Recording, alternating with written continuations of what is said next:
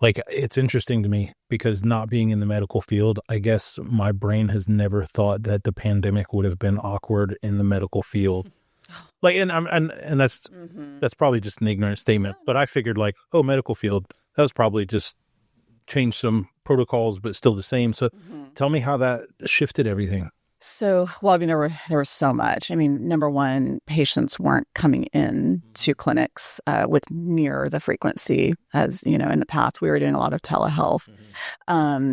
I chose to start right off the bat having patients come into the clinic, but you had to completely change the model of how you saw patients. So, in the past, it was you come in, you check in at the front desk, you go to the waiting room, you go to your room. So we kind of created a model where we took patients directly from the car into their room. There was no waiting room, and we kind of actually ended up designing the building that way so that there was a kind of a glassed-in waiting area, but we didn't really use it for that.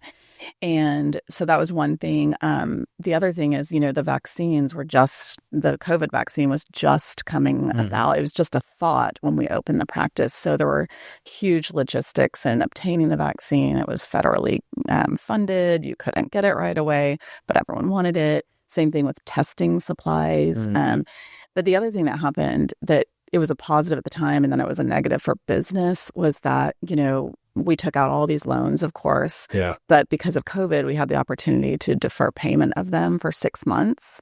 And that was great, except it was a total false sense of security for the company, because then all of a sudden, when it was time to start paying them back, you had to pay them back in a big way.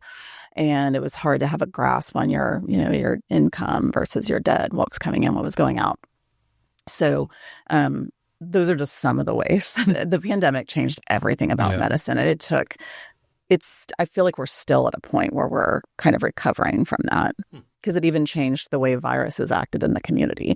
So you didn't see flu for 2 years. You didn't see RSV for 2 years. And then all of a sudden, now everything's back, of course. Yeah. Yeah. Yeah. And you mentioned your different approach to healthcare and where you want to see it going. And, I've experienced that through our kids. And you mentioned about the viruses changing. And I remember, this last year or something, you told everyone, hey, it's going to look like 6 months of constant colds.